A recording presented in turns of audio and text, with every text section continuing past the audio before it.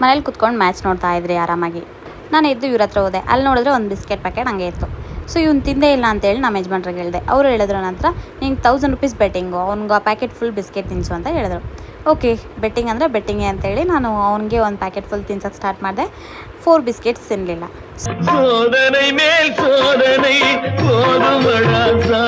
So ನಮ್ಮ ಅತ್ತೆ ಎತ್ಕೊಂಡು ಟೀಯಲ್ಲಿ ಅದ್ದು ಕೊಡಮ್ಮ ತಿಂತಾನೆ ಅಂತ ಹೇಳಿದ್ರು. ಮತ್ತು ಟೀಯಲ್ಲಿ ಅದ್ದು ಕೊಟ್ಟು ತಿನ್ನಿಸ್ದೆ. ನಮ್ಮ ಯಜಮಾನ್ರು ಇಲ್ಲ ನೀನು ಫಸ್ಟ್ ಹೇಳಿಲ್ಲ, ನೀನು ಚೀಟಿಂಗ್ ಮಾಡಿದೆ ಅಂತ ಹೇಳ್ಬಿಟ್ಟು 1000 ರೂಪೀಸ್ ಕೊಟ್ಟೇ ಇಲ್ಲ. ಆಮೇಲೆ ನಮ್ಮ ಯಜಮಾನ್ರಿ ಅವರೇ ಬಂದು ತಗ್ಲಾಕೊಂಡ್ರು.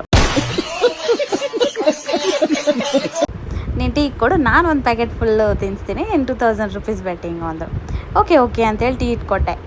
ಆಮೇಲೆ ತಿನ್ನಿಸ್ತವ್ರೆ, ಕರಿತಾನೆ ಅವರೇ, ಅವ್ನು ಬರ್ತಾನೆ ಇಲ್ಲ ಬಿಸ್ಕೆಟನ್ನು ನೋಡಿಬಿಟ್ಟು. ನೋಡಿ ಎಷ್ಟು ಇದು ಮಾಡ್ತಿದ್ದಾನೆ. ಆಮೇಲೆ ಏನೇನೋ ಮಾಡಿ ಕರೆದು ತಿನ್ಸೋಕ್ಕೆ ಸ್ಟಾರ್ಟ್ ಮಾಡಿದ್ರು.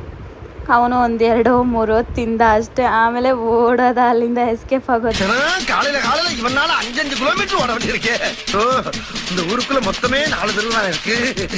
ನನಗೆ ಫುಲ್ಲು ನಗು.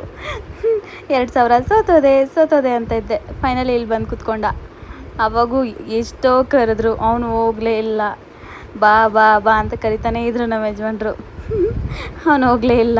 ಆಮೇಲೆ ನಮ್ಮ ಅತ್ತೆ ಹತ್ರ ಕಂಪ್ಲೇಂಟ್ ಮಾಡಿ ಸೋತೋದ್ರು. ನಾನು ಬಿಡಲಿಲ್ಲ. ಹೋಗಿ ಅವ್ರ ಫೋನ್ ತೊಗೊಂಡೋಗಿ ತಗೋ ನನಗೆ ಅಮೌಂಟ್ ಹಾಕು ಅಂತೇಳಿ ಅವ್ರು ಕೇಳ್ಕೊಟ್ಟೆ.